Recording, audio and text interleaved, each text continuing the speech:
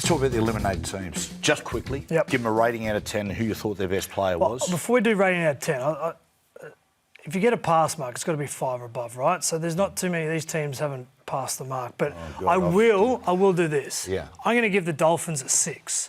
I thought, through all their injuries, through everything they went through, and then Isaiah Cartel, their best player, their attack, the best in the competition, I thought they deserved to play finals, and I'm going to give them a 6. Yeah. I thought they were very good for the majority of the year. I'm a soft touch. I've actually gone 7.5. Just the fact that they were smashed by injuries. Yep. The pack was decimated.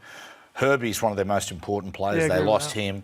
And, it was a lot of young guys. They blooded along a lot of young guys. I was saying on our Sunday night show last night, if they have a decent run of injuries next year, Cartel was 12 months on, older, same with Donahue and some of those other young players. I said, don't worry about playing finals football. Next year, they could easily be a contender. Yep. They could improve that much. Yep, I agree with that. What about Manly?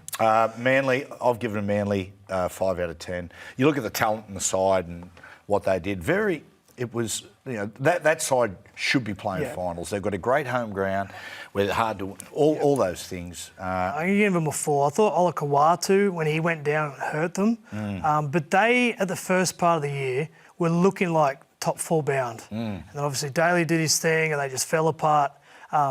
They should not be sitting on the sidelines at this time of year. And I thought their best player was Kohler.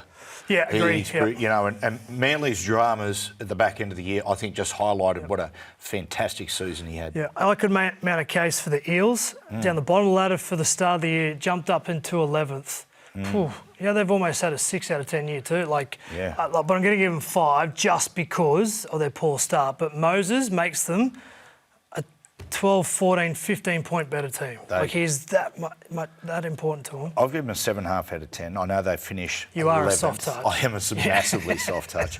I'm just really excited for him next year. Every individual in that side improved, even the veteran players, Josh Adokar, Junior Bolo,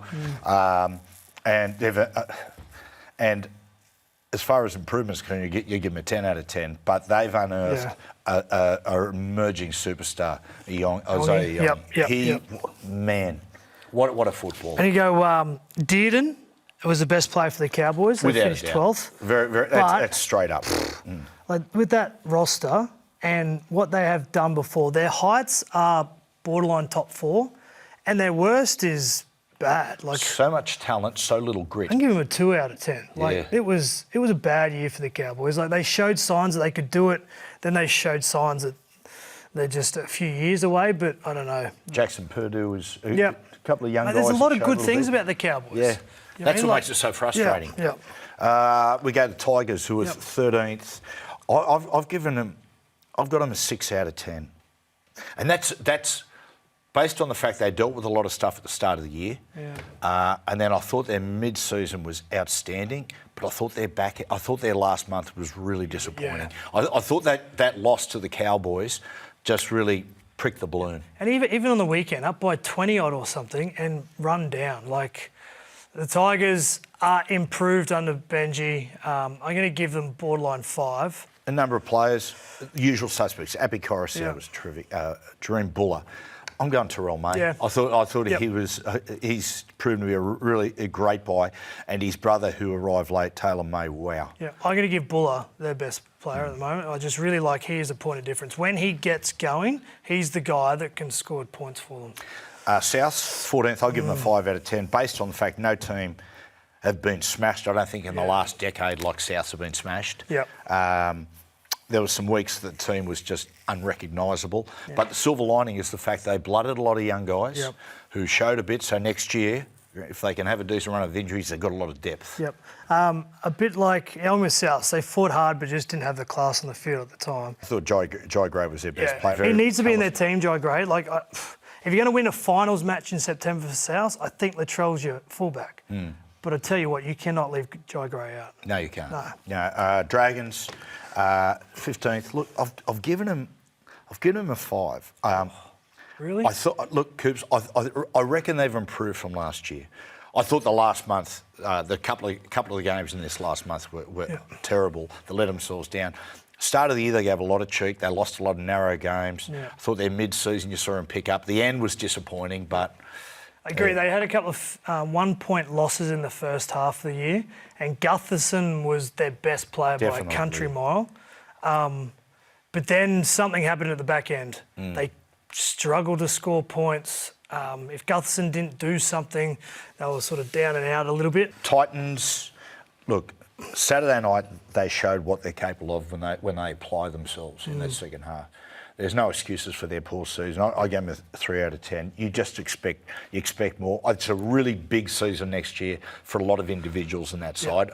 I think Hannay, I think you'll see the Titans move up into the mid-table under Josh Hannay, but some blokes need to really pull their socks up. Yeah, I put them in the Cowboys category. Like they've just got origin-type players, international players, and if you can't defend well for long periods of time and just rely on your attack to win every week, you're going to lose more games than you win. And the Knights, apologies, another wooden spoon. Really, I feel for the supporters and the community up there because mate, this year they just kept turning up and turning up, and the last 6 weeks really disappointing. They had a bad run of injuries. They lost their attacking sparks in Kalen Ponga, Fletcher Sharp and Dylan Lucas. We haven't spoken a lot about Dylan Lucas. He was a huge loss. And he was, in my opinion, I think I had Dylan Lucas as our best player. Yep. Gagai was, for me, the most consistent player for the Knights.